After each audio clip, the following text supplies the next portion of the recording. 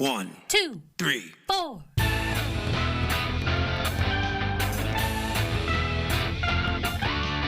Monster movie. Fun time, go! Monster movie. Fun time, go. Monster. Movie. Fun time. Go! Monster movie. Fun time, go.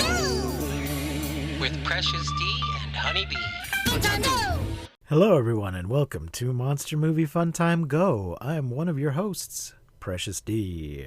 And I am one of your hosts, Honeybee. Honeybee, how are you doing today? It's a good day. It's a good day today. How are you, Precious? I'm all right. A little tired.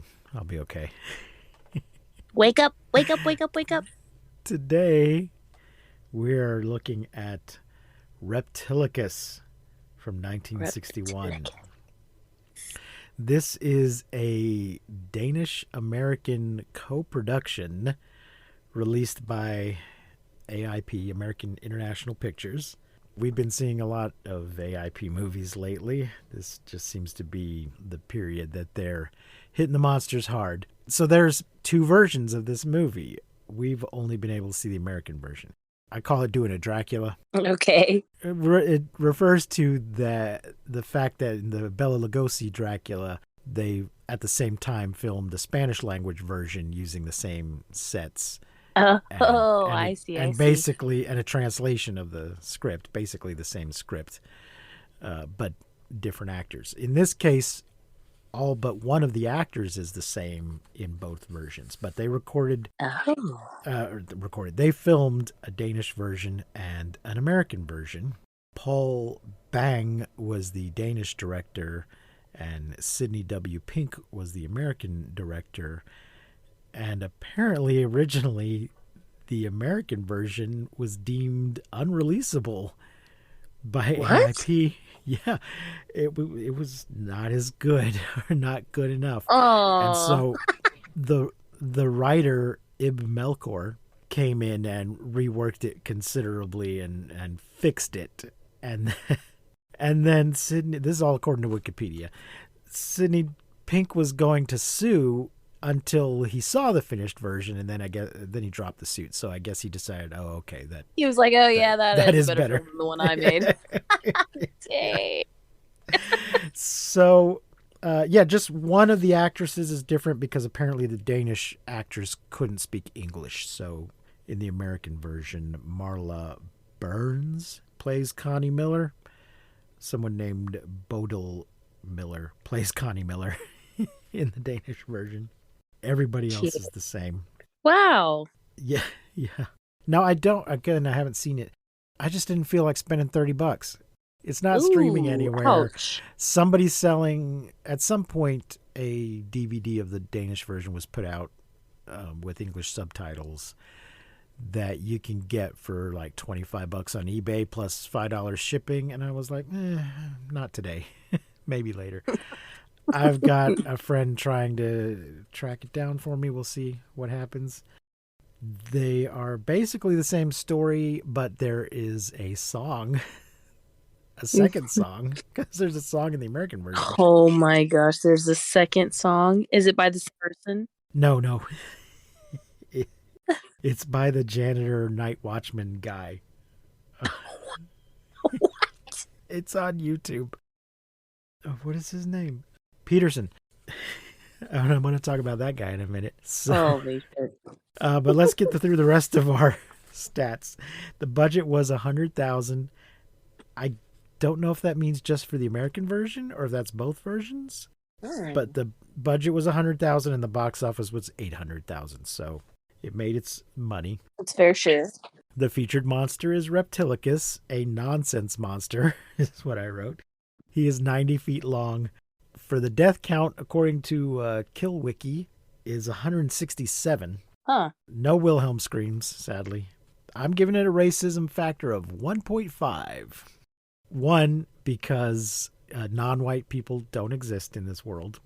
I mean, it's in Denmark. I don't know what the non-white population of Denmark is, but they're not on camera. And the 0.5 for the just little smidgen of drive-by racism during the tour of the amusement park. Drive by. when they play a little Asian riff. There's a part in the film. Oh my God. We'll get to that. But at some point in the film, there's just a quick shot of a pagoda. And as they're showing the pagoda, they felt the need to play a little Asian riff of music to indicate, hey, it's a Chinese or Japanese or something shaped building. Here's a little racist music just to underline that. You know what I'm talking about. It's not quite, there's a little tune called the Oriental Riff or the East Asian Riff that you know the little tune I'm talking about. I do. Yeah, of course I do. And it's been used in a lot of music. It's used in some pop songs. It's not quite that, but it's the same kind of thing. To just let you know, there's an Asian thing on screen. So that's getting a little extra 0.5 from me just for that bit of nonsense. Heard bird. So, Honeybee, you got any primary impressions about this movie? This movie was just really fun for me. I just loved all of the toys. So many toys in this movie. So much toy destruction. Also, yeah, just a lot of nonsense, but it wasn't nonsense in a sense that'll like piss you off like some of the movies that we watch where the nonsense is like, wow, how the hell could they? It's not that kind of nonsense. It's just like, bah, that's stupid kind of nonsense. And so I thought it was fun. I like this movie, actually. I thought it was a fun movie. Okay. Well, when Mystery Science Theater returned a few years ago on Netflix, this was the first movie that they riffed. Really? Yeah, I've seen that version a few times. But then when I watched just the plain version, I was like, oh, there's a nightclub scene that was cut from the MST version. Okay. So a few of our cast, nobody you've heard of. Carl Ottoson, Carl Ottoson as General Mark Grayson, Anne Smierner as Lisa Martins, Mimi Heinrich as Karen Martins, Asbjorn Anderson as Professor Otto Martins. I already mentioned the two Connie Millers. Bent Miedling as Sven Viltorft, and Povi Voltke as Dr. Peter Dalby, Dirk Passer as Peterson, and Ole Weisborg as Captain Brandt. So I want to talk about Dirk Passer for a moment as Peterson. And apparently in the Danish version, he's called Mikkelsen. Because when I was watching his little song on YouTube, the kids are calling him Mikkelsen. So I don't know why. I don't know why his name was changed. He apparently was a very famous Danish actor, film star, comedian type who is playing this night watchman, janitor type guy in this movie. And it's kind of equivalent to putting Jerry Lewis or what's his name? That rubber-faced bastard that I hate. You know who I mean. Jim Carrey. It's roughly equivalent to putting Jerry Lewis or Jim Carrey in the middle of your kaiju movie. Because he just comes in and does some real sticky comedy nonsense. Yeah. That is not related to anything. And in the Danish version, he has a song where he's sitting on a bench in the park and some kids come by and they all know him. Apparently everybody in town knows Peterson. And he sings them a little song about Reptilicus. So I don't know if in the Danish version he's just called Reptilicus instead of Reptilicus. But in the song he's just singing about Reptilicus. Ved I virkelig ikke, hvem Reptilicus er? Nej. Nå.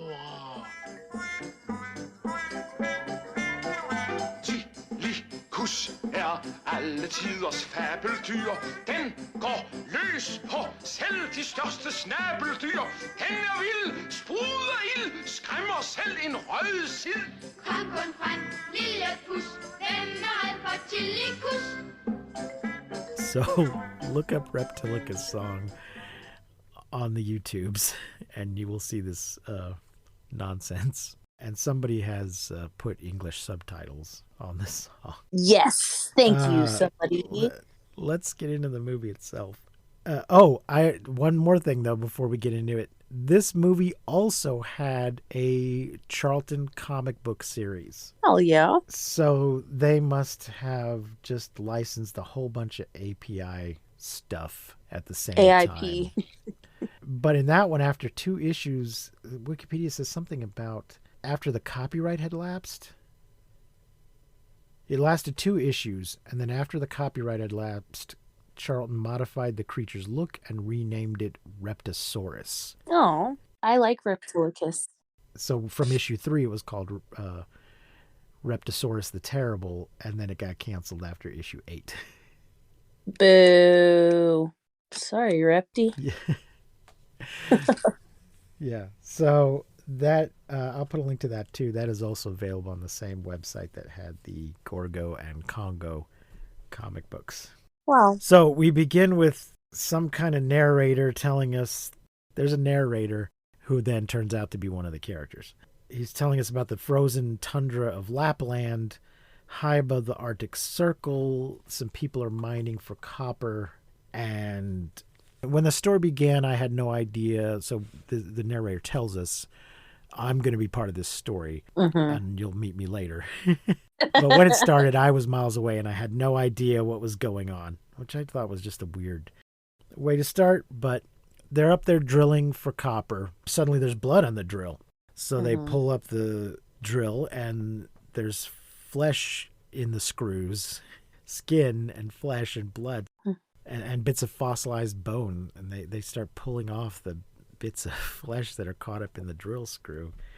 Yeah, and this guy just says, it's blood, and then the title, Reptilicus, like blood splats across the screen with music. Yeah.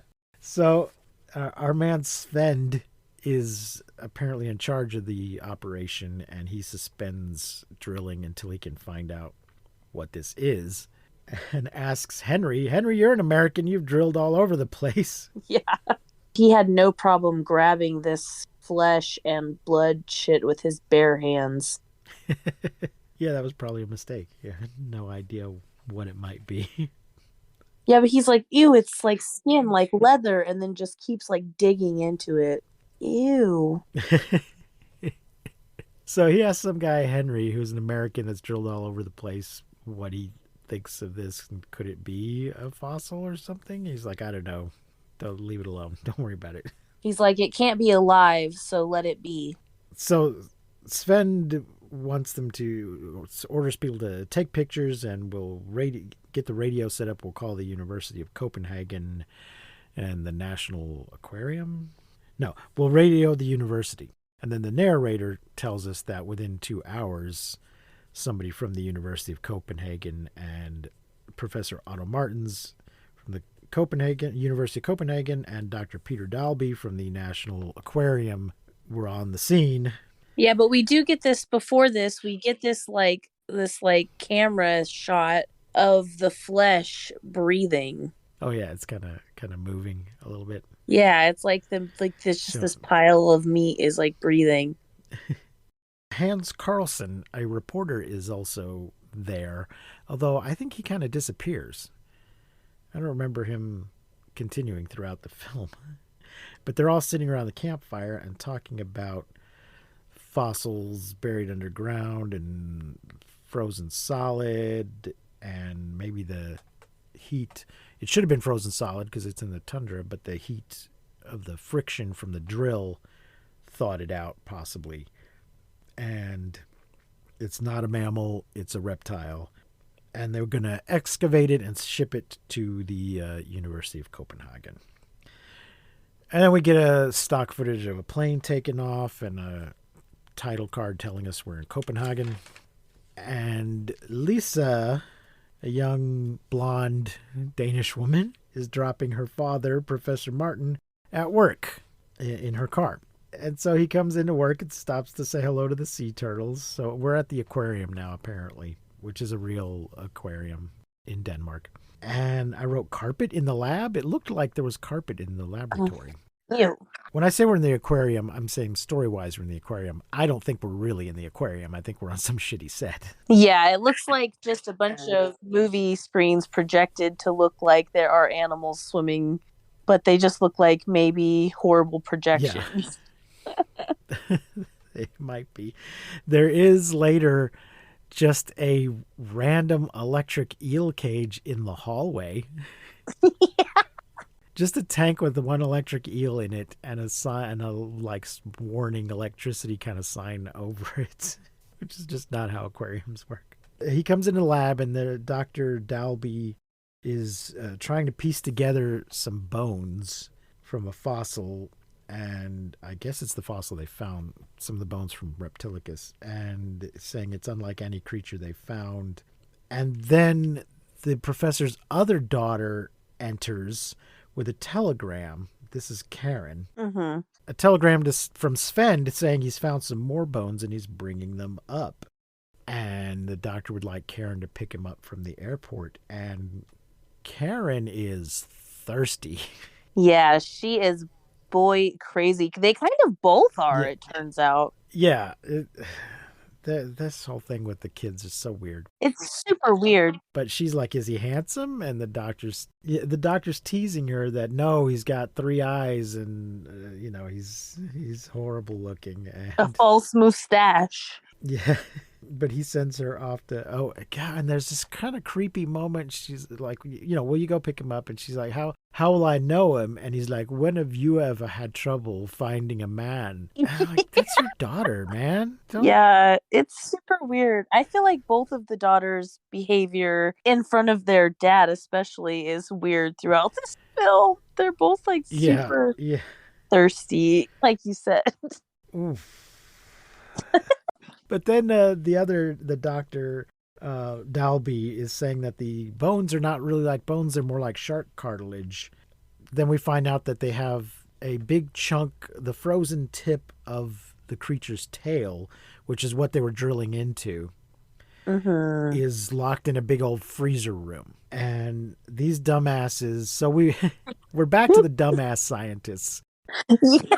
We had a straight up evil scientist in Conga, but now we're back to just the dumbass scientists who've never seen a movie and don't know. They've never seen that Superman cartoon. They don't know that this thing's gonna thaw out. It's not gonna stay frozen, you dummies. Yeah, and at this point too, because it was a tail, like just the tail, I was thinking, oh man, the rest of the lizard is somewhere else and it's just gonna grow another tail and like thaw out and come. And this is my guess because I know that lizards can lose their tails and then regrow them. Boy, right. Was I wrong.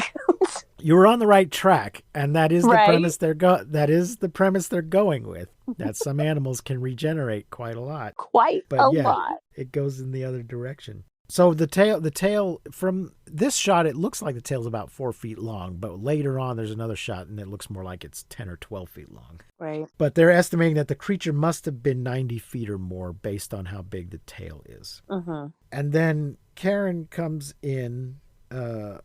Lisa, at one point I got the 2 daughters mixed up.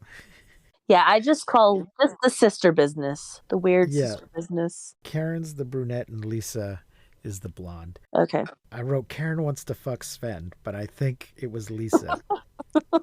But they both do. So yeah, Lisa, the brunette, the younger one, brings in Sven and she wants to show him around.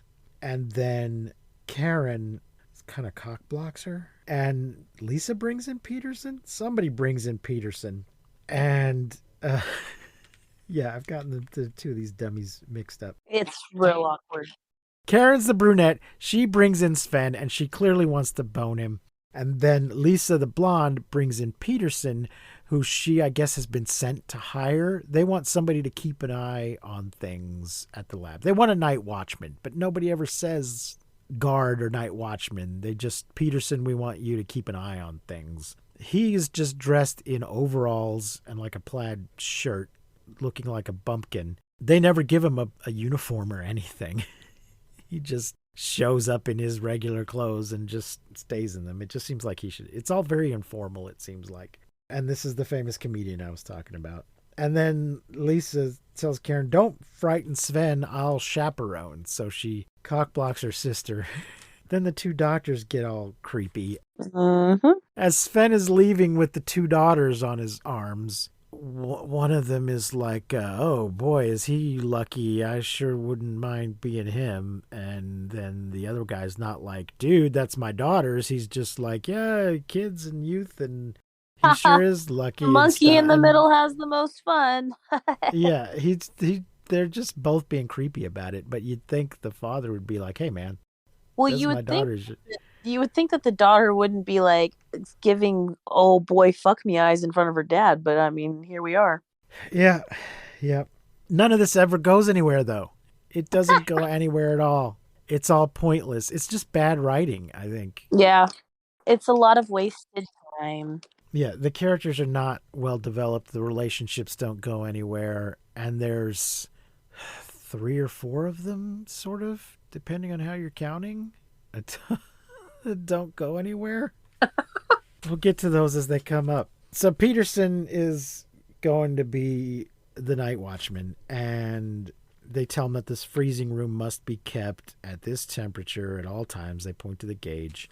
And then he goes out to walk around a little, check things out, and sees the electric eel randomly sitting in a tank in the hallway, and looks like he wants to touch it. It's night now, and he's doing his rounds, and he's reaching out like he wants to touch it, but he doesn't. But don't worry, we'll get there. Dr. Dalby is working late. Oh, and Peterson says everything here runs on electricity, which I guess is supposed to be a joke. Like even the eels run on electricity. I don't know, stupid. LOL. But the doctor's working late. It's 3 a.m. according to the clock on the wall, and there's lightning and a storm. And Dalby goes into the freezer to take a sample. He's got a little, scalpel and a little petri dish or whatever. He takes a little sample, and the music is very tense at this point. Like something's going to happen in any second. It does not. He takes a sample and does some microscope stuff and is very tired, obviously. I don't know why he's constantly working in the middle of the night. I don't know why he doesn't just be a normal person. They're not on any... There's no time crunch here. This thing's been dead for millions of years, and they're studying it, but there's no reason why he needs to be up all night. There's not a deadline or something. But he falls asleep, and he hasn't, because he's tired, he hasn't closed the door properly. So it swings open, and then the clock tells us that it's fine. It's so horrible. The door swing open is so horrible. Because the door has a latch, and we see the latch. I'm like, who is opening the door? No, I think they're trying to show us that he didn't push it closed all the way, so the latch didn't catch. Yeah, so but when the door has pushing itself. Yeah, it doesn't make any sense.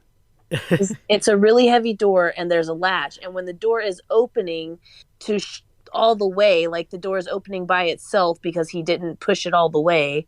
You see the part that locks the door click over the latch. To me, it looked like they were trying to show us that he hadn't pushed it quite far enough to click over the latch, and so that it was coming loose. But anyway, that's what's meant to be happening, because the door swings open, and then we see that it's 5 a.m. and then 8 a.m. and it's thawing out. And bleeding everywhere. Yeah, and then the professor and Karen come in because it's morning now, and Karen for a moment thought the doctor was dead, which is kind of weird. And the professor sees that the tail is completely thawed and it's ruined, and where's Peterson? And this is good. The doctor says, no, it's not Peterson's fault. I sent him away.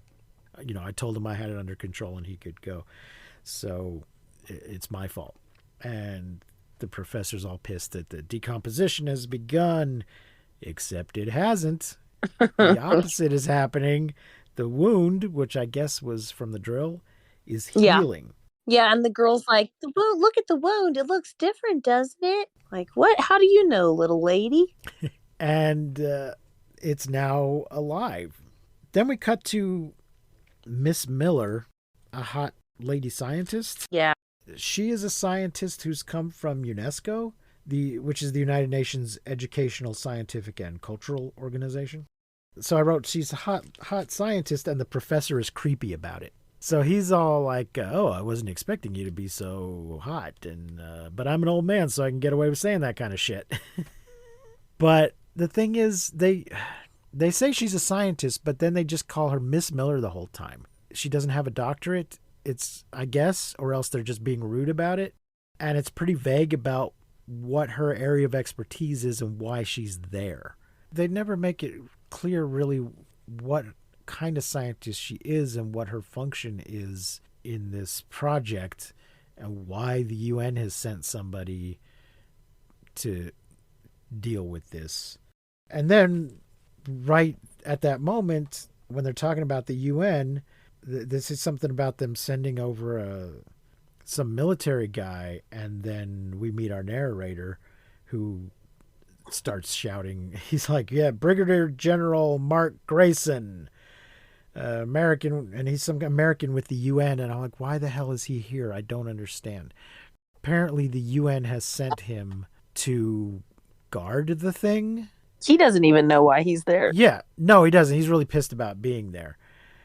And it seems to be well, and they're kind of like, "Why are you here?" Or "Why am I here?" And they said the press we're about to have a press conference, and that'll answer your questions. Yeah.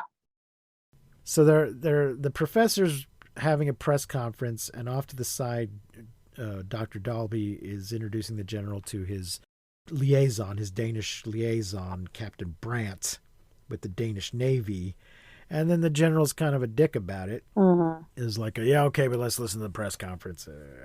The professor is telling us that the tail is alive and growing and regenerating, and we're keeping it in a nutrient tank. And he compares it to, like you said, lizards losing their tails and growing them back, and starfish growing their arms back, and flatworms, which can be cut into little pieces, and each piece will grow a whole flatworm back. I've heard this. I don't know how true it actually is. And they ask what the creature's called, and he's like, "I haven't named it yet." And somebody says, "How about Reptilicus marchianus?" Because his name is Martins. And he's like, "Reptilicus is good enough because I don't want my name attached to it when it invariably comes to life and rampages through the city later."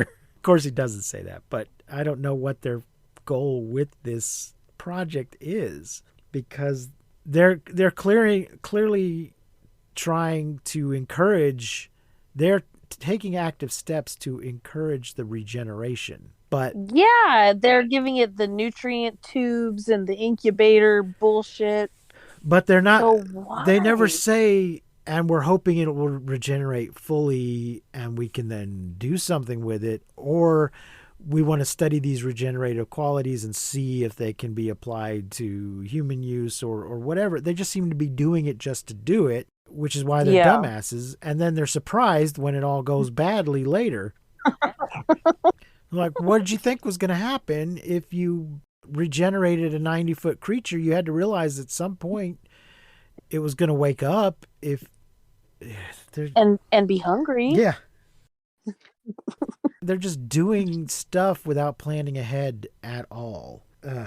But anyway, he invites the press to all go take a look, and they go up some stairs to like a viewing platform where they can look down into the room, but then all we see is a tube through the window. Yeah, at first I was like, what the hell is this tube? And then, of course, the newspaper flash tells us what's going on there. Yep, we get a bingo square newspaper headlines. "Prehistoric monster Hey-o. growing in huge tank." And the general's reading about himself in the newspaper that he's in charge of the protective forces.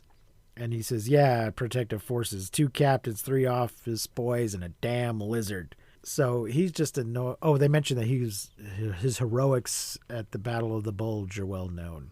So he's some kind of, war hero who's now having to cool his heels babysitting a lizard, and he's pretty bitter about it. This just seems to be, because it's a Danish-American co-production, we got to have an American character in it. So he's just the angry American. Yeah, but he's, I guess, an American general who has been detached to the UN peacekeeping forces, who has now been sent to Denmark to oversee this project for no apparent reason, because Denmark has their own forces who could just do it themselves. I don't know why they need this American to do it for them, but the movie thinks they do. And then there's a little, I guess it's supposed to be a comedy scene. Peterson's fucking around with a microscope and looking at his sandwich in the, a piece of his sandwich in the microscope, and sees a little bacteria or something and decides, ew, gross, I don't want to eat this. Yeah, I was like, why are you touching this equipment, sir? Yeah, exactly. They've hired an idiot, and who is clearly an idiot and shouldn't be hired to be a night watchman. It's just, they've hired him because he's a famous comedian and they want some comedy in this movie. I thought the whole movie was kind of campy. I didn't realize like he was the only. I thought it was like kind of just a funny, but maybe it wasn't meant to be that way. Yeah, the thing is, his parts are clearly meant to be, hey, we're doing comedy now, but I don't think they actually are very funny. Whereas the rest of it's played pretty seriously. Anyway, we cut to Peterson in the hallway, and he finally gives in to temptation and sticks his hand in the electric eel tank. And then does just this terrible over-the-top, I'm getting shocked, oh no, eek, just mugging, and it's freaking painful. Yeah, it's real bad. I wasn't sure if he was faking it, like if he was like just doing that to be silly, or if he was really like getting electrocuted. Well, that's how bad it was. There's nobody there to watch him, so I think we're meant to think he actually is getting shocked. You would think they would put like maybe a sound effect or something. Yeah. Anyway, while he's doing this shtick, he hears a noise from the reptile tank and pulls the fire alarm, and everybody comes running. The general comes running from outside, and the professor and the daughters, and everybody comes running. And he goes up there and looks through the window, and professor says, everything's okay. It has no conscious life. Not yet. So again, he knows this is going to happen, that it's going to be awake and aware at some point, but they don't take proper precautions to deal with it. Or talk about why they want that to be a thing. Right. He says it had an involuntary embryonic movement or something, and then there's a lot of dramatic music. And then he's like, well, increase the nutrients and build a new tank. Yeah. What? And voiceover, I think it's the professor's voiceover telling us that unlike any other dinosaur, it has some kind of acid glands in its mouth. And then it turns out the professor's like listening to his own notes that he's recorded. Then starts recording new notes about increasing the nutrients and might have to build a bigger tank. Cut to the general and the captain. And the general is like, just, I'm sick of this. Get me out of here. And the captain suggests that he goes and look around the city, and you might enjoy it. You might find out you like it. You're miserable here, but if you just go and check out the city, you might find out that you like it here. And the general tells us in voiceover that I decided to take Connie with me, who is Miss Miller. He takes Connie for a drive. So this, oh my God, this whole part of the movie is like a public service announcement brought to you by the touristry board of the city of Copenhagen. He takes Miss Miller, and this is another relationship that goes nowhere. He takes Miss Miller for a drive, and we get a bunch of either stock footage or second unit footage of the city of Copenhagen while they chat in voiceover in a very artificial travel log kind of a way. Like, oh, it's the Little Mermaid. There's a statue in Copenhagen of the Little Mermaid because that's where Hans Christian Andersen lived, where he wrote that story. And, look, it's the castle. Hey, the Royal Guard. Look at that fountain. Oh, look at all this traffic. And the bicycles. Well, they say the Danes are born on bicycles. And then he says, let's have dinner at Tivoli later. I've asked Brandt to meet us there. And then we cut to she's walking around with the general on one arm and Brandt on the other arm. And so I was like, well, was this supposed to be a date? Then I guess not. I guess I guess the general really just did want somebody to hang out with. And so he asked. I wrote, "Is this our first poly relationship?" Question mark. It's just a bunch of nonsense because well, yeah, none of it goes anywhere. So I think he did just. Well, I don't want to see the city by myself. Are you doing anything? Are you doing anything, Brant? Well, not now, but I can meet you later. Well, what about you, Miss Miller? Yeah, I can go now. Okay, Brant, meet us later for dinner later. I don't know. So Tivoli is a Tivoli Gardens, which is an amusement park in Copenhagen. I looked all this up. I don't just know these things. So Nice. there's a bunch of shots of them sightseeing and the Ferris wheel and just showing us what Tivoli Gardens is like. And here's where we get the shot of the pagoda and the little Asian riff. And this scene goes on for a long time, this montage of come see the beautiful sights in Copenhagen. Why not visit Tivoli Gardens while you're here? And they're just really trying to show off Copenhagen, presumably to the American audience. I'm curious now that I'm curious to see if the Danish version has this much in it, or if they assume that people in Denmark already know what Denmark looks like and don't need a sales ad. And then they end up their evening at some place labeled NIMB, which is some kind of nightclub. And there is a lounge singer singing a song about So, Tivoli nights. what And the fuck is this song? Tivoli night, oh what a sight. All Copenhagen is dancing, laughter and light. Come hold me tight, this is a place for romancing. Down by the lake, lovers dream to a song, like they were doing when grandma was young. Tivoli night, Tivoli light, life is entrancing when we're romancing, dancing in Tivoli.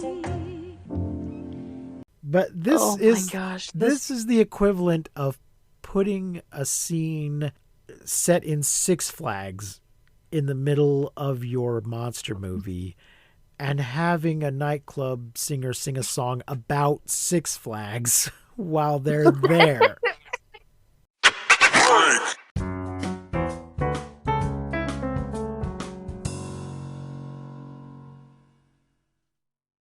this not only the song, but the actress Uh-huh. and her face while she sang the song. I'm like, she would like she's like walking up to people, you know, like she's walking up to people, getting like close to them and singing this song, and the face that she's making, I'm just like, oh, creep me out. So this song was cut from the MST episode, I guess, just for time. So I was surprised because I'd already seen the film twice on Mystery Science Theater 3000, and I was like, oh, there's a song that got cut. And I'm sure they could have had a lot of fun with it, but it was probably just for time, and since it's not advancing the plot at all, they cut all of that stuff. Meanwhile, back in the lab, Dr. Dalby is working late again because he didn't learn his lesson from working too much and being overtired before. And there's another thunderstorm, and the power lines go down, and he gets out his flashlight and starts looking around. Peterson is asleep because he's a useless idiot, and Reptilicus stirs, and a shadow moves across the tank window. And the doctor does kind of a silent scream and then tries to call for help, but the phones are dead because the lines have gone down. And he just yells out for Peterson to go get the police and bring them back here right away. So, because the Danes are born on bicycles, Peterson grabs his bike and rides in the rain to go report to the police. At the police station, the cops are playing chess, and he bursts in yelling, "It's alive!" And the police are just like, It's on the loose. Huh? He says, it's on the loose. Yes. And the cop's just like, "Hello, Peterson." I'm like, what? How, does everybody in town just know him? Why is this cop so familiar with him? Is he always bursting in the middle of the night to report weird shit? Or does he regularly arrest him? Or does just everybody in town know him? But from the cut Peterson song with the children, it does seem like everybody in town just knows him because these kids all in the park see him and they all just know him. Anyway, the policeman is not believing him at first.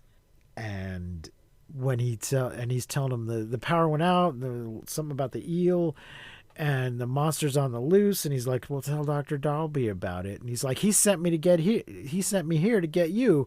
And that's what snaps the policeman out of it. And they finally decide to actually do their damn jobs. But it's too late. Yep. Go count one. At the aquarium, Connie, Karen, the general, or is it Karen? I think it's Lisa. This is where I got them mixed up. The brunette disappears for a while. So we have two blonde women that look very much alike in a bunch of scenes together. Connie and Lisa and the general and the professor find Dalby's glasses on the floor and the smashed open tank. And they say Reptilicus must have had a spurt of growth and come out of his dormant state. And I don't know why. But again, why are they surprised that this happened? They had to know something like this was going to happen at some point. Especially after upping his food. They're like, up his food, make him grow faster. Yeah. Idiots. So Idiot. The captain and some Yeah. lieutenant have come in and they have tracked. There's footprints or whatever left behind. They tracked it down to the water where they disappeared. So the general says, we got a fight on our hands. I want to set up a base of operation because he just immediately assumes, because maybe he has seen a monster movie. So he just immediately assumes, well, I mean, it has already killed the doctor. So, but he assumes we're going to need a base of operations. Where should we set it up? And the captain suggests the barracks of the Royal Guard. The historical Royal Guard, who you should come visit when you come to Copenhagen. There's a big military meeting, and there's maps on the wall, and a big table with a map, and the Army guys and Navy guys are there. And then... Yeah, I was like, ooh, is this going to be a meeting with some map work? Nope, just a room full of... We'll get a little... we will get some map work later, a little bit. But Sven is now there. For no apparent reason. So yeah, he came back just to philo it up. Exactly. I'm like, oh, okay, we're gonna get a philo, except you forgot.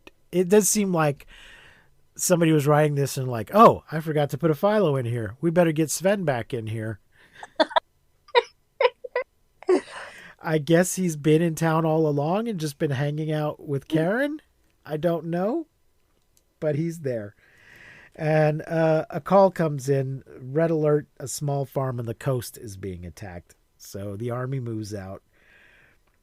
And there's a farmer just standing there with a hunk of meat. Yep. And he's like, 14 of my best cows. It got my cows. And the general and Sven and some others are there,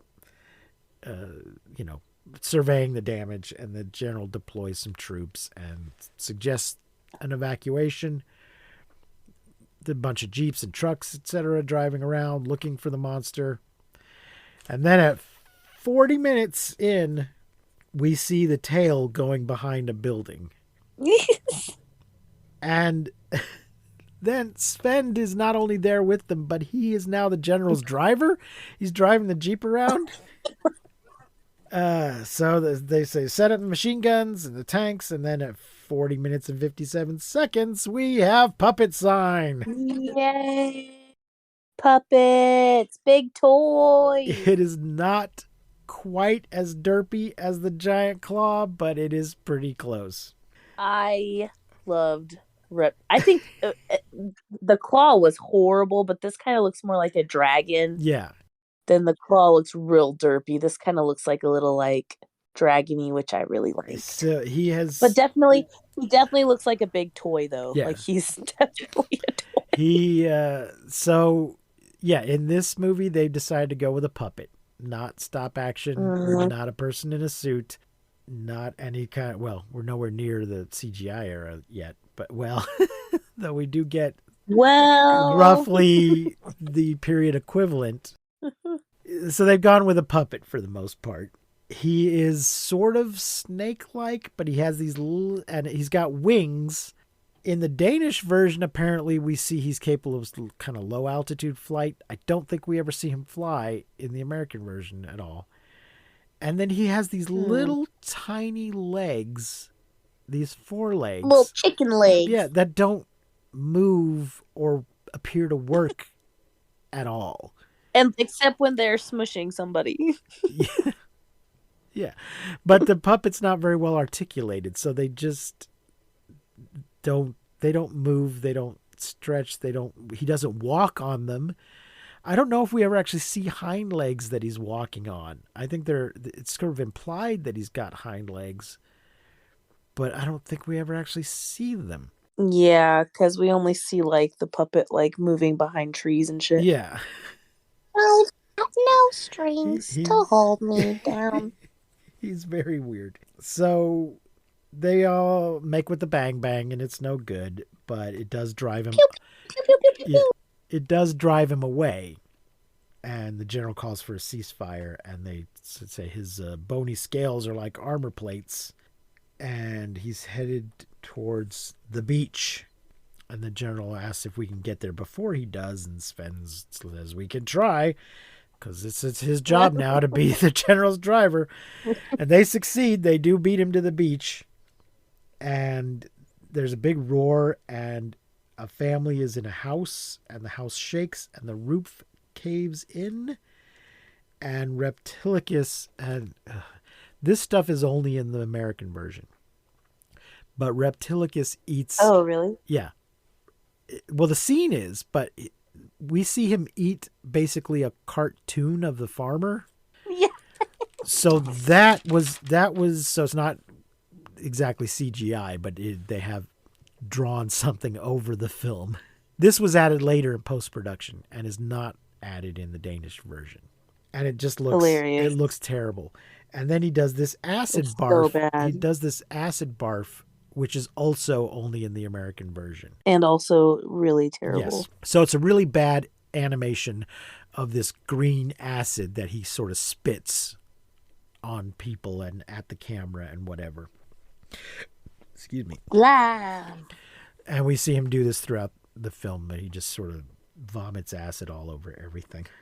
So General Mark drives a tank right up to Reptilicus, while Sven, Connie, and Lisa watch with a bunch of others. And where did the ladies come from? They're just Lady gang. They're just suddenly there for no reason. Even less reason than Sven, because they're Even less than Sven. well, they're not. Well, at least the army has deployed to try and stop the thing. There is no reason to bring them along. They're not in the army. They don't give them guns. They don't appear to have any expertise that's going to help fight the monster. They're just there because of some philo nonsense. Who run the world, girls? Who run the world, girls? But furthermore, they didn't even show them saying, "Come with us." They just are suddenly there when they weren't before. And here I also made note that Karen is supposed to, not Karen, Connie is supposed to be some kind of UN science lady, but she hasn't done anything yet except, go out for dinner at the amusement park.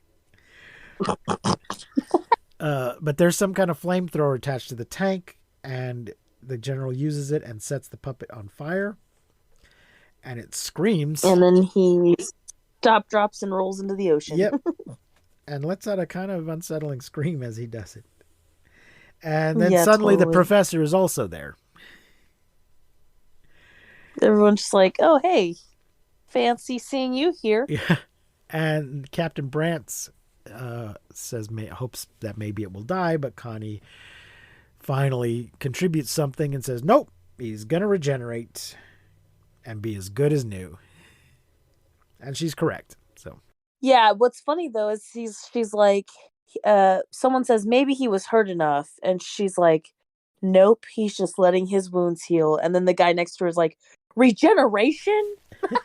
Which they've already discussed thoroughly that that's what it does, which is why it's even here. Idiots. He just looks at her, regeneration? Yeah. Catch up, bud. Stay with us here. At HQ, we get dinosaur sketches. Dinosaur sketches. And the general's saying, so it's a cross between this thing and between a dinosaur and an amphibious reptile? And the professor tells us some bullshit about it being an attempt by nature to bridge the gap between reptile and mammal. And like evolution tries many different things and blah, blah, blah. And this is an attempt to bridge the gap. And I'm like, no, that's not how evolution works. Evolution just doesn't sit around going, there's a gap between reptiles and mammals. Maybe I should bridge that gap with this nonsense and throw some wings on it while I'm at it. That's not how it works. There are common ancestors that then branch off into different types of animals and plants and whatnot.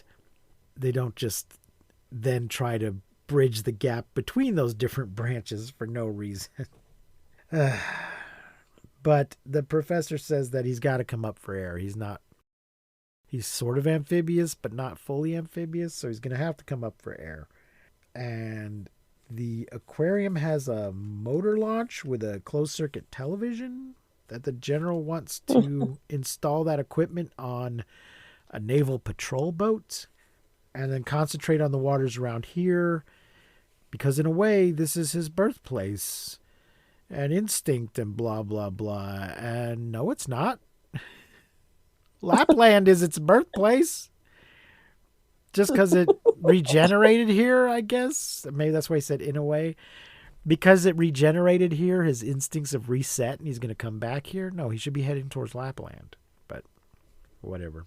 And then we see that the general is hanging out and Sven has fallen asleep. And we find out that they've been waiting almost a week because one of the blondes comes in and tells them to get some rest. I can't remember which one it is. What did I don't, ladies and gentlemen, I cannot read my own writing. I'm not sure what this note says. The next thing I have are these two boys have a cute moment in the boat. Is it in the boat? Yeah, I wrote something about that scene, but then the next scene is the ships with the sonar, and they've spotted something, so that we don't even see them use this closed circuit television he's talking about. They just spot Reptilicus on the sonar, and he's been spotted in shallow waters. So the general orders the execution of Plan A, and we get some Plan A. Yeah, we get some stock footage, and Reptilicus appears to be sleeping. Yeah, I was like, he looks dead, but I guess he's not meant to look dead. Maybe it's just because he's a puppet. Yeah, it could be, but his eyes are closed, so I assumed he was sleeping. But I guess he's recovering still. He's down there regenerating, and they start dropping depth charges. And the professor comes running out the front door of the aquarium, and it seems like he can see what's going on from there. I mean, I have no idea where this aquarium is in relation to the shore and what shallow water. It's not clear where things are happening, but apparently he can see the ships shooting the depth charges from where he is. Mm-hmm. And and there's a bunch of more bombs, and then Connie says that if Reptilicus is hit, if he's hit in the ocean, you'll never find all the pieces. And I don't know if she comes right out and says it, but the implication is he'll regenerate. But each piece will regenerate. You need it, but why wasn't this discussed beforehand? Is what I want to know. because she's there from the UN to consult on all this shit. And so she should have had a conversation with the general to say, well, look, when we find him, we can't blow him up because each individual piece will then regenerate into another Reptilicus, and we don't want that. So we need to come up with some other plan. No, she waits until they start bombing it to bring up this point. And then very dramatically says, don't you know what you're doing? No, tell us. That's your job. Right.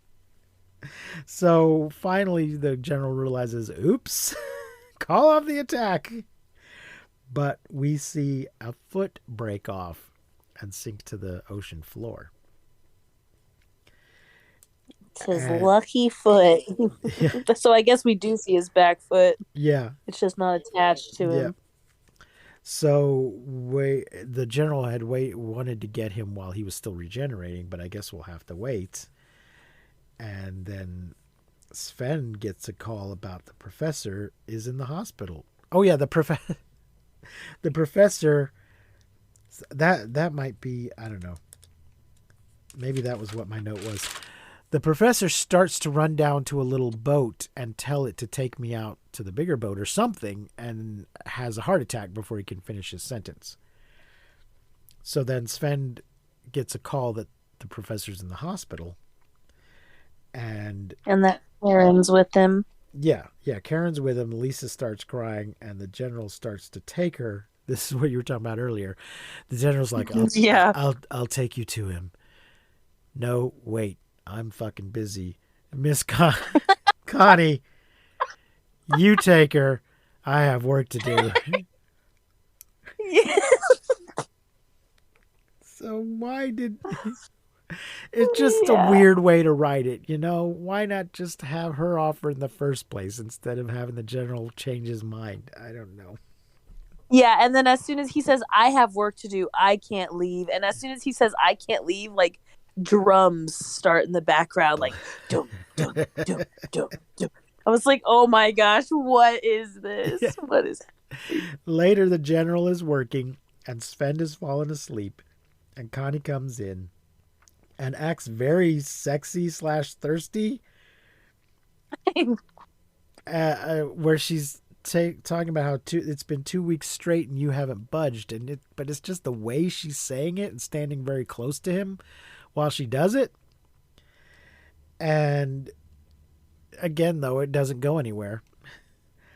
Sven has also been working late. He's been knocking himself out. Let him sleep. Knocking himself out doing what, though? He's a miner. His expertise is in drilling for copper, not killing monsters. So, doesn't he have a mind to get back to? Although, is there still the rest of Reptilicus, of the original Reptilicus, buried under that copper? It's got to be, right? Well, they excavated a tail and a bunch of bones, so maybe the rest of him fell apart. And I think the piece of tail got frozen, but maybe the rest of it didn't. I don't know. It doesn't matter.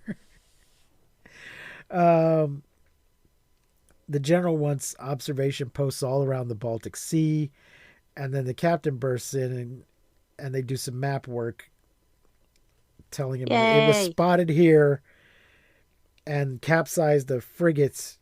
And then we get some stock footage of some boats that have been wrecked in real life. And we never saw him, just the trail of death and destruction he left behind. Right, because it would have cost too much to show it happening. But we have some stock footage of some wrecked ships, so here you go. And there's a little more map work, and Reptilicus is near, according to the map work, Reptilicus is near the aquarium. And he has destroyed a village, 2 Swedish harbors, and a freighter. And then Sven and Karen have a little conversation where Sven is feeling guilty. It's his fault. And Karen tells him that it's not Karen. It is Karen. It is Karen at this point. It is the brunette.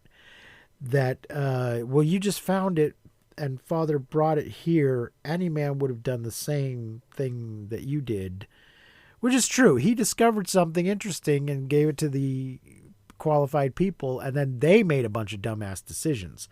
But he is the only one who at any point says, maybe this is my fault. The professor never takes any responsibility for the role he played in this whole thing. The doctor didn't have time to. He got killed. Damn it. We cut to the beach, and there is the generic instrumental music playing, except this is a little jazzier than what we normally get. It's not fake rock music, it's fake jazz music. It's very peppy, jazzy kind of music. And Reptilicus rises up out of the ocean in a really bad weird projection screen stuff and spits badly animated acid all over everyone. And then we cut to an army tent where men at tiny little desks on radios are giving and getting reports and doing some quick map work. The army drives through town, and a news guy is telling everybody not to panic and to stay off the streets and to maintain a complete blackout. But there's nothing to fear, which is bullshit. Some more map work. And in Reptilicus' position is unknown. And then the general tells us that condition red. So I guess he's been spotted. The army waits. Yep. The army waits by the army waits by the shore, and waits and waits and hurry up and wait, and then there he is. He's approaching the city. This is Grayson. All units fire at will. And Reptilicus spits acid down the street, and we get panic in the streets. So We get chaos in the streets. Toy Repti in the toy streets. Yep. Again, the army is doing all the bang bang, but it doesn't do any good, and the puppet wrecks the toys. At headquarters, the general is telling us that he's already reached the outskirts of the city, so we can't use bombs or heavy artillery because that'll destroy the city, I guess, or because they didn't do a very good job of evacuating anybody. Yeah. Lots of running and shouting and spitting. Can we use the flamethrowers? Can we use flamethrowers? Negative. We can't get close enough because of the slime. So the range of the slime, of the acid slime, is greater than the range of the flamethrowers. Reptilicus heads for the bridge, which it's a drawbridge. I guess drawbridge is the right word. We saw this earlier during the travel log. I guess it's a well-known landmark drawbridge, and people, for some reason, are running across the bridge, but it doesn't seem clear that Reptilicus is coming from that direction. I thought he was in the water at this point, but maybe not. They're running across the bridge, and then there's a bunch of shooting and roaring, and the bridge operator gets very confused and doesn't know what to do, so he starts racing the bridge. And then we get an actual stunt. A couple of the bikes go riding off the end of the bridge into the water. Are these people part of the kill count? Are these people dead? Well, no, because I think they were actual stunt people actually driving the bikes into the bridge is not that high above the river. Okay. I mean, I don't know. It's a puppet dragon. I don't know how fucking far away the water is. No, I'm saying just from what we actually see on film, it looks like the drop from the bridge to the water is not enough to kill you. Okay, good. And it looks like stunt people have purposely driven their bikes off the edge of the bridge, because all the running people stop And even though they keep showing us the crowd sort of pushing, when they show us the long shot, nobody's being pushed off the edge of the bridge once the first bike riders go off. They're all just standing there. I was like, oh shit! But I just thought it was in this like movie, in this movie of puppets and bad animation, and we can't afford to show anything, the fact that they actually had some bikes go off the end of this bridge, I thought was pretty good. Nice. Then we have another case of I don't know where anything is in relation to anything else spatially, because the general and Sven run to the bridge from wherever they were. They were close enough to not only see what was happening, but to get to the bridge control room. And the bridge controller is freaking out and just hiding his face against the wall. And Sven starts working the controls of the bridge. He knows how to lower the bridge. I don't know. Oh, Sven. That Sven always I showing mean, up at the nick of time. He knows how to work mining equipment, so I guess it's exactly the same as the controls to a drawbridge. I don't know. But the people wait very patiently and then start crossing the bridge when it gets down far enough. And then the general tells Sven to tell Brandt to go down there and take command, and then you and I will return to headquarters. At headquarters, the general says we only have one chance. Drive him into the open country and then clobber him with the heavy stuff. Damn. And then clobber him. Yeah, we get a report that Reptilicus is at the stock exchange. And I guess the building he's smashing up is a replica of a recognizable stock exchange landmark in Copenhagen. I don't know. But he wrecks the stock exchange. And then there's a big fire. And the general tells Brandt to get the ACAC guns, which are anti-aircraft guns.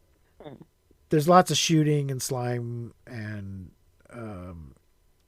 but it's working. He's leaving the city, and the general tells Brandt to report here. More map work. Set up a line here, but no one in the line should fire unless he turns back towards the city. And this whole plan is only going to work if everyone fires at the same time. Cut to some dumbass firing too soon. Hold your fire. That's an order. Acid doesn't. Yep, acid spit, and the headquarters general's pissed off, and he's broken through the line and heading back to the city. He's like, oh, some fucking idiot disobeyed my order. I think he even throws his toys a little bit. And then he's talking to somebody who's maybe the mayor, I'm not sure, about evacuating. But he's like, why? He's so unpredictable, there's no point in evacuating because we don't know where he's going to show up, which is actually a good point. How do we know it's safe to evacuate from the city to the countryside? Because he could attack the countryside or evacuate the countryside to the city. And it does seem pretty random where he's attacking. And then the general says, what about a bomb? And whoever the guy is, the mayor or whatever, objects that you'd be killing thousands. I guess he means a nuclear bomb because they have already been using bombs. Yeah. So and he just says a bomb, not some bombs. So I guess he means a nuclear bomb. And then a voice says, "You can't do that." And we pan across, and the professor is here. Karen has brought him in from the hospital, but Lisa has been hanging out at headquarters this whole time instead of being at the hospital with her father. Why? She's not the scientist lady. She is of no use. She should also be at the hospital with her father. She just wants to watch the boys work. I guess she has totally succeeded in cock blocking her sister because she's hanging out with Sven all the time while Karen is taking care of her father. Anyway, the general looks like he's ready to fight. He looks really pissed. And they have a dick measuring contest about whether or not you can blow him up. And basically the professor's just reminding him that you can't blow them to pieces because those individual pieces will regenerate. You'll have a bunch of monsters instead of one monster. The general says, I'm a soldier, not a scientist. That's how I know how to kill. And the professor's like, then learn another way. Well, you tell me how. It's not important. Just don't scatter him. We'll pick up all the pieces. Are you sure you'll get all the pieces? And then there's some guns and screams. There are guns and screams sounds coming from outside while they're having this argument. So I guess it's nearby. And then the professor gets weak again, and his daughters kind of carry him out. And the other guy's like, how long do you expect me to continue in this hell? And Reptilicus is getting harder to control because he knows he can't be hurt. And then does one of the daughters come back in? Or maybe it's Miss Miller? Somebody comes, or Sven. Anyway, they mentioned that the professor's going to be okay. The doctor gave him a hypo and knocked him out. And Sven says, too bad we can't give him a hypo, meaning Reptilicus, and knock him out. They're like, bye, George, I think you got it. Yes, they do this whole, what did you say? What? Yes, that's it. Drug him. Is there a drug powerful enough? The general wants to know. And Connie, in one of her rare moments of usefulness, says, yes, but you'd need a gallon, and you'd have to inject it into his bloodstream. Yeah, that's how drugging people works. That's how injections work. But the part about you'd need a gallon, why, no one's ever had a gallon of anything before. How could we possibly get a gallon of something? But they suggest that the university can do it. I think Karen, whichever one, the blonde daughter, I think, is piping up at this moment saying that the university could do it. And Sven wants to know how we're going to do it. The general's got an idea. I'll explain on the way. Get a hold of somebody who knows about drugs. And Sven picks up the phone and apparently calls somebody who knows about drugs. Sven always coming through. Yeah. Sven always coming through. He's just like, okay, doop, doop, doop, doop, doop. Hello. You need drug you need expert. a bridge lifted? Yeah. You need drugs? Sven's got you. And then Connie insists that we're going with you and you need us. And Lisa knows the university in and out. So she can know what room we need to go to find the drugs. I don't know. There's more panic in the streets. At the university, they've split into teams based on gender. The men are preparing like bazooka rocket while the ladies are mixing chemicals. The ladies that we have not established have a chemistry or pharmaceutical background are just, holding beakers and test tubes and pouring shit into other shit. They are mad lady scientisting it up. Yeah. Reptilicus wrecks the pagoda. That's part of Tivoli Gardens. The pagoda is now on fire. Well, the toy model of the pagoda is on fire. Yeah. They do not play the little racist music again. Some of the street panic shots might be the same shot, I think. I didn't rewind or anything, but I was like, wait a minute, isn't that the same shot I just saw? On the street, the general tells the plan to Brant. We got a missile. We took most of the explosives out and filled it up with almost a gallon of drugs, and we're going to shoot him with it. And he says, you can't. He's a real negative Nelly here. He's like, well, that's not going to work. You can't do that. You'd have to shoot him in the mouth. And, or they said, we have to shoot him. Yeah, it's like, look, why not try it? I mean, come on. Yeah, it's a stupid plan, but don't discourage them. And nothing else has worked. What the hell? Give it a shot. But yes, we're going to have, because his armor plating is too thick, we're going to have to shoot him right in the mouth. Get him into the town square. We've only got one shot because God knows there's no way we could possibly come up with another whole gallon of something. So, and General tells Brant to go back because if we fail, you're going to have to take over. Because, of course, this will kill me if I don't shoot him in the right place. Yeah. Reptilicus starts to turn away, though. some ambulance drove by and distracted him. So Brant jumps in a Jeep and drives up there to make sure that Reptilicus turns back in the right direction. And Reptilicus, And smoosh. he just sort of belly flops on top of the Jeep. So Brant sacrifices himself to get Reptilicus's attention. He's in position, load, and the guy loads the rocket from the back of the bazooka. Why wasn't it already loaded? I mean, I know that's standard procedure, but in these circumstances, you'd think they would have already loaded it up because they've got to time it just right.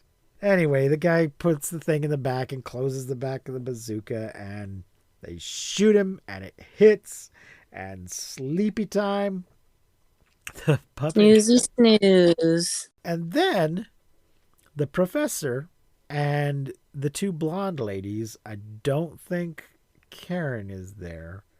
The professor and the two blonde ladies go running past. Well, the general sort of strolls, sort of swaggers back in the other direction with the bazooka over his shoulder kind of slowly, and then nods to them, sort of gestures with his head that you can go now. And the professor and the two ladies run forward to somehow finish him off, but we don't actually see it happen. We don't know what they do to... They just click clack over there in their heels. Yeah. Lady gang. Click, click, click, click, click.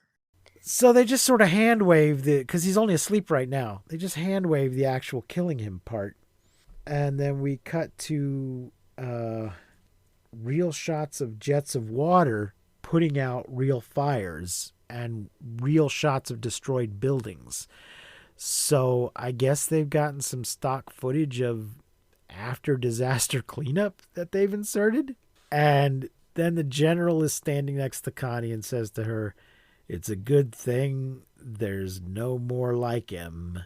And then we cut to the sky and pan down to underwater where the blown off foot is sitting there. And then it starts kind of twitching. Regeneration.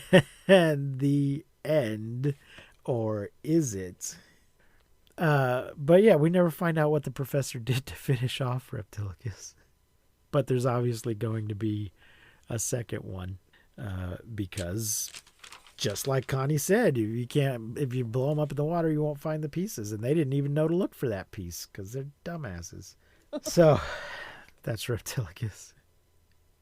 Reptilicus. Honeybee. These are the kind of shenanigans I like. What rating are you going to give Reptilicus? I'm giving Reptilicus 3 stars. Wow, that is high. I'm giving it 2 stars. Yeah, I think sounds about right. I think the puppet looks like crap, and the acid effect looks like crap, and the characters are not well rounded, and there's a ridiculous travelogue in the middle, and I think it's badly. I am now even more curious to see the Danish version, although yeah.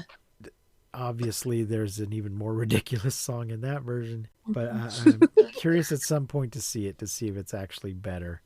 It's certainly going to be different, but yeah, I don't think it's very well written, and I think there's a high level of dumbassery. Yeah, I think it wasn't a great movie, but I liked the puppet. I liked the let's see. I liked the puppet. I liked some of the characters, even though they were just kind of stupid and didn't really go anywhere. I just really liked the shenanigans in this one because it was all made up, like silly bullshit. The whole movie kind of seemed like silly and campy to me. Like even in the beginning of the movie, I thought everyone kind of sounds like they're reading from a script, which was not. It doesn't make it good. I just thought it was fun. I just it was entertaining to me. I enjoyed it as far as like in an entertaining film. And so yeah, I'm gonna give it 3 stars because I liked it. And I'm sad that you didn't like the puppet. Yeah, I don't think he's a very good puppet. His mouth doesn't really move. His little legs don't move. He looks kind of goofy. Yeah, I mean, I guess it is a certain degree of fun, but I don't think it's actually good. Now, this is the only Danish kaiju movie, so as such, it's got a bit of a cult following in Denmark. Oh, really? Oh, well, I want to be a part of that cult following. I liked it. Yeah. Should we take a trip to Copenhagen and take the Reptilicus tour? Hell yeah.